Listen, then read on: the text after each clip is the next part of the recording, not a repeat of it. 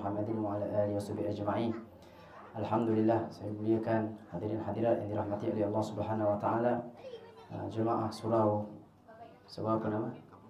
Surau Kampung Gelukuh. Masya-Allah, first time sampai ni. Masya-Allah, dengan izin Allah Subhanahu wa taala Allah pertemukan kita pada malam ini bukan di atas perancangan kita, bukan dengan kehendak kita, tetapi dengan kehendak Allah Subhanahu wa taala. Dengan keinginan Allah Subhanahu wa taala Allah pertemukan kita pada malam ini, bertemu kerana Allah Subhanahu wa taala. Hari ini kita tak datang untuk perkara dunia, kita tak datang untuk mencari harta dunia, kita tak datang untuk mencari kemasyhuran, tapi kita datang untuk memperingati baginda Nabi sallallahu alaihi wasallam. Sabda Rasulullah sallallahu alaihi wasallam, sesungguhnya Allah Subhanahu wa taala ada malaikat-malaikatnya yang ditugaskan untuk mencari di mana adanya majlis zikir. Jadi malaikat ni ramai, ada tugasnya menurunkan hujan, ada tugasnya menjaga hutan, ada tugasnya menjaga gunung ganang tak? Tapi ada certain malaikat yang Allah tugaskan khusus sebagai sayyar. Sayyar yakni malaikat-malaikat yang meronda-ronda di atas muka bumi Allah untuk mencari di mana adanya majlis zikir. Maka bila mana mereka ronda-ronda di atas dunia ni cari majlis zikir, kalau ada di kalangan mereka yang jumpa satu majlis zikir, maka mereka akan turun di situ dan akan panggil kawan-kawan mereka yang lain. Halummu ila hajatikum, datanglah ke sini, di sini ada apa yang kalian cari, iaitu orang-orang yang berkumpul berzikir kepada Allah Subhanahu wa taala. Maka akan diistighfarkan oleh malaikat kepada seluruh orang yang hadir dalam majlis tersebut. Yakni malaikat doakan kepada kita untuk diampunkan dosa. Istighfarnya malaikat dengan istighfarnya kita jauh beza. Kita minta ampun kepada Allah, insya-Allah Allah ampunkan, tapi belum tentu. Tapi kalau malaikat yang minta ampunkan untuk kita kepada Allah Subhanahu wa taala, sudah pasti Allah akan ampunkan kita. Maka malaikat itu akan turun dan menghamparkan sayapnya dan mendoakan kepada orang-orang yang hadir dalam majlis zikir. Majlis zikir yakni majlis yang bila kita duduk di situ kita ingat Allah Subhanahu wa taala. Majlis yang kita duduk kita lupa kepada dunia. Kita lupa untuk berbuat dosa, kita hanya ingat Allah Subhanahu wa taala, ingat Rasulullah sallallahu alaihi wasallam, ingat syurga, takut neraka, ingat pahala, takut dosa. Itulah majlis zikir yang memperingatkan kita kepada Allah Subhanahu wa taala, dan tak adalah ibadah yang terlebih afdal melainkan berzikir kepada Allah. Bahkan sembahyang kita pun untuk kita berzikir kepada Allah. Allah berfirman dalam Al-Quran, wa aqimis salata li dzikri, dan dirikanlah sembahyang kamu untuk kamu ingat kepada aku. Sebab itulah para arif billah mengatakan dosa yang paling besar di sisi Allah Subhanahu wa taala adalah lupa kepada Allah. Sebab kita diturunkan atas dunia ini, diciptakan oleh Allah untuk ingat kepada Allah. Maka bila kita lupa kepada Allah, kita dah keluar daripada landasan hamba yang sebenar. Hamba sentiasa ingat kepada Allah Subhanahu wa taala, hamba sentiasa takut kepada Tuhannya, maka tidak adalah ibadah yang lebih diagungkan oleh Allah Subhanahu wa taala melainkan berzikir dan ingat kepada Allah Subhanahu wa taala. Maka alhamdulillah, malam ini kita dikumpulkan untuk kita berzikir, menyebut nama Allah Subhanahu wa taala dan menyebut nama kekasih Allah Subhanahu wa taala. Bila kita sebut nama Nabi sallallahu alaihi wasallam, automatik secara lazimnya kita akan ingat kepada Allah Subhanahu wa taala, dan orang yang membuktikan cintanya kepada Allah mestilah dia buktikan cintanya kepada Rasulullah sallallahu alaihi wasallam. Kata dalam hadis yang tadi, malaikat bertanya kepada Allah, ya Allah, ada di kalangan dalam majlis zikir ni yang kami semua doakan tu, ada di kalangan mereka yang datang bukan untuk berzikir pun. Ada yang mereka datang dengan niat yang tak betul. Ada yang mereka datang bukan niat kerana Allah pun. Adakah kami pun, adakah kamu ya Allah akan ampunkan mereka sekali? Kata Allah Subhanahu wa taala, humul qaum la yashqa bihim jalisuhum. Aku akan ampunkan mereka sekali. Sebab apa? Sebab mereka duduk dengan kaum yang mana orang yang duduk dengan mereka tak akan celaka, tak akan rugi duduk dengan orang-orang macam ni, orang-orang yang berkumpul berzikir kepada Allah Subhanahu wa taala. Kata Allah Subhanahu wa taala, qumu maghfuran lakum. Bangunlah kalian semua daripada majlis ini, kalian telah diampunkan dosa. Qad budilat sayyi'atukum hasanat, dosa kalian telah diubah menjadi pahala. Ini kelebihan kita duduk dalam majlis zikir seperti ini. Dan kalau kita boleh duduk di luar sana untuk perkara-perkara yang tak bermanfaat berjam-jam, kenapa kita tidak boleh duduk dalam rumah Allah Subhanahu wa taala untuk ingat kepada Allah? Hatta 10 jam satu hari pun belum cukup untuk membuktikan hak kita kepada Allah Subhanahu wa taala. Maka Rasulullah sallallahu alaihi wasallam anjurkan kita untuk sentiasa berkumpul berzikir kepada Allah. Bahkan di dalam Al-Quran ketika mana Allah turunkan ayat untuk kita berselawat pada Nabi sallallahu alaihi wasallam, Allah berfirman, "Innallaha wa malaikatahu yusalluna 'alan nabi." Sesungguhnya Allah dan para malaikatnya yusallun, sentiasa berselawat kepada Nabi sallallahu alaihi wasallam. Ya ayyuhalladzina amanu, wahai orang-orang beriman, sallu alaihi, berselawatlah kamu. Dan di situ ada wawul jamaah. Ada waw yang disebutkan sebagai wawul jamaah, yakni tuntutan untuk kita berselawat beramai-ramai. Tuntutan untuk kita berselawat beramai-ramai. Sallu alaihi wa sallimu taslima. Selawatkanlah kepada Nabi dan berikanlah salam kepadanya dengan sebaik-baik salam beramai-ramai.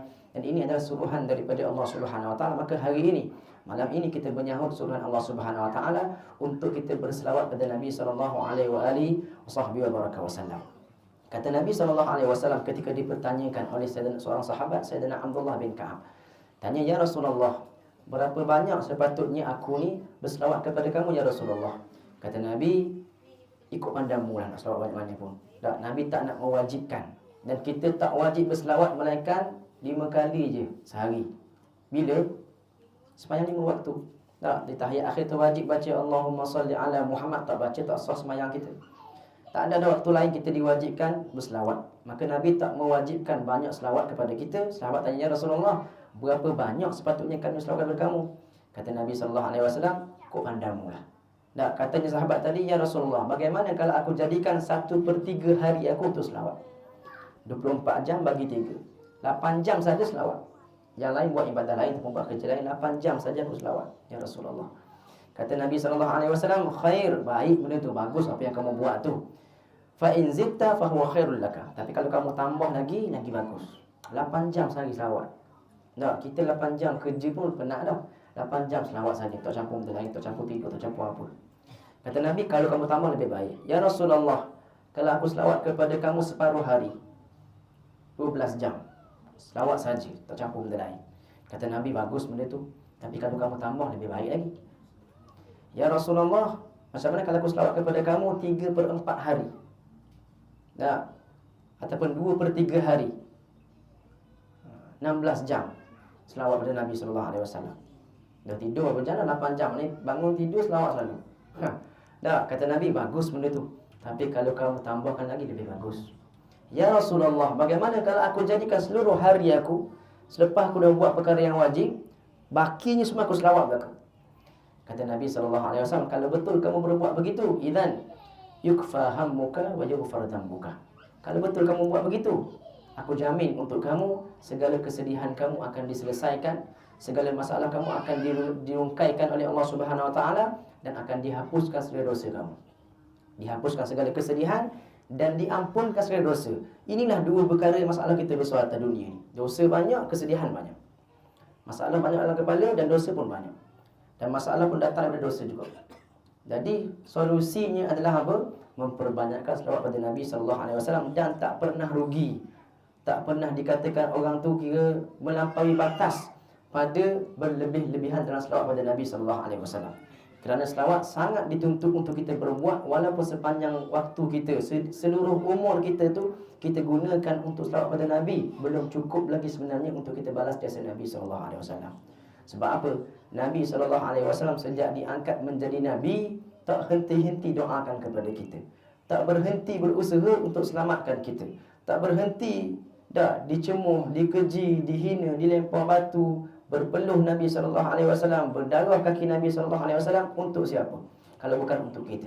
Kalau Nabi tak fikirkan kepada kita, Nabi akan biarkan kita masuk neraka, waliyadzubillah subhanahu wa ta'ala. Tetapi Nabi sampai ke akhir hayatnya pun masih lagi fikir kepada umatnya, masih lagi risau kepada umatnya. Maka apalah sangat kita punya pengorbanan kalau hanya berselawat kepada Nabi SAW.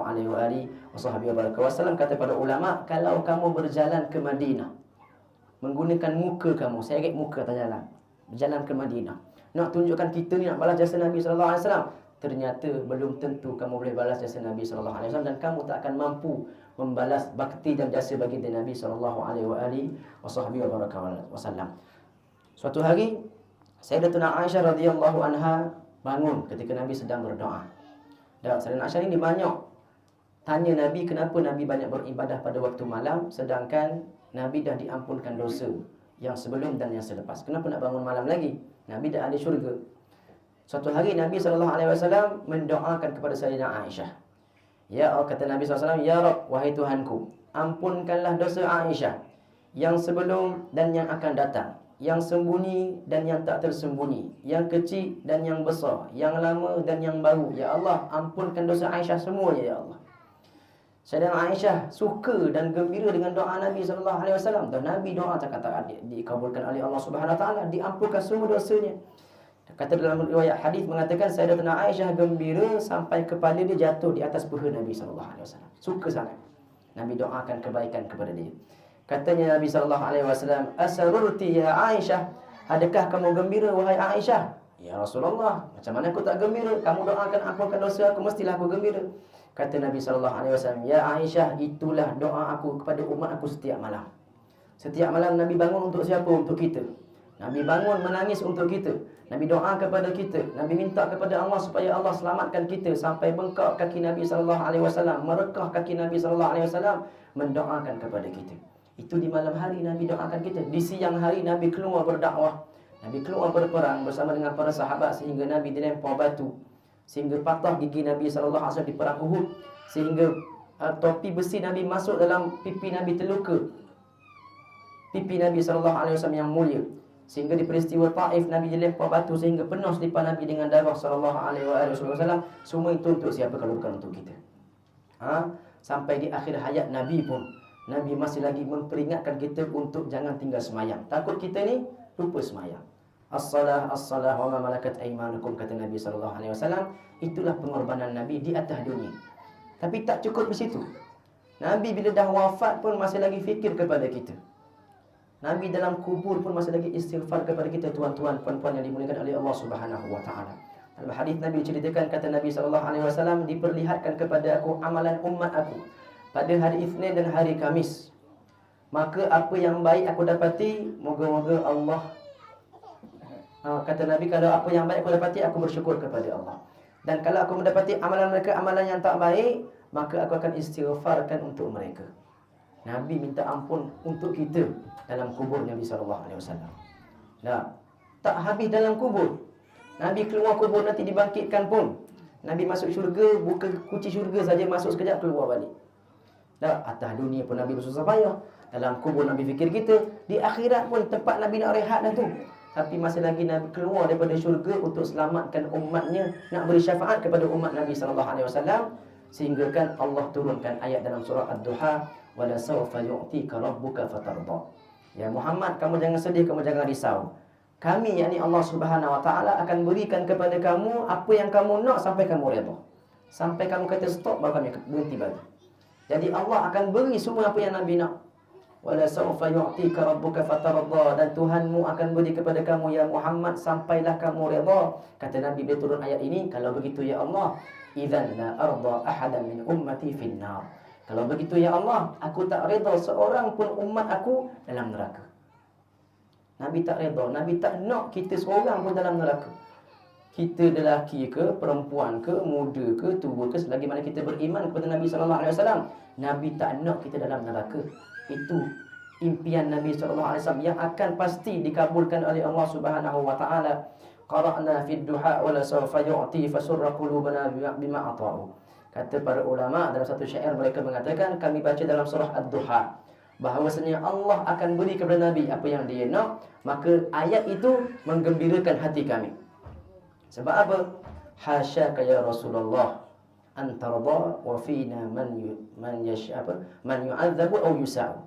Tak mungkin kamu ya Rasulullah, kamu redha kalau kami ni seorang daripada kami dicampur dalam neraka. Nabi tak akan redha kalau kita ada yang dimasukkan dalam neraka oleh Allah Subhanahu Wa Taala. Sehingga diriwayatkan malaikat Malik, penjaga neraka, akan mengadu kepada Allah, ya Allah, umat Musa ada dalam neraka, umat Isa ada dalam neraka, umat Ibrahim ada dalam neraka, umat Adam ada dalam neraka, tapi tak ada umat Muhammad dah. Semua dah dikeluarkan oleh Nabi Muhammad SAW. Selagi mana mereka beriman kepada Allah Subhanahu Wa Taala, kata Nabi SAW, tidak akan kekal dalam neraka orang yang dalam hatinya sebesar zarah daripada iman. Maka nikmat la ilaha illallah yang kita ada hari ini, nikmat yang sangat-sangat besar, yang menyebabkan kita ni akan dikeluarkan daripada neraka Allah Subhanahu Wa Taala. Moga-moga Allah menjadikan hati kita ini penuh dengan cinta pada Rasulullah SAW, dan kita berazam untuk sentiasa membasahkan lidah kita berselawat pada Nabi sallallahu alaihi wasallam. Dengan selawat Allah permudahkan segala urusan kita. Allah selesaikan masalah kita, masalah dunia kita, ada hutang ke, masalah keluarga, anak nakal ke, isteri ke, masalah suami ke, masalah masyarakat ke, semuanya kunci solusinya adalah kembali pada Rasulullah sallallahu alaihi wasallam dan sentiasa ingat pada Nabi sallallahu alaihi wasallam, baca syama'il sirah Nabi sallallahu alaihi wasallam, bagaimana Nabi selesaikan masalah. Kerana untuk kehidupan kita pun tak adalah penyelesaian yang lebih baik daripada penyelesaian yang diberikan oleh Nabi sallallahu alaihi wasallam. Saya berterima kasih kepada pihak surau Kampung Geluguh atas jemputan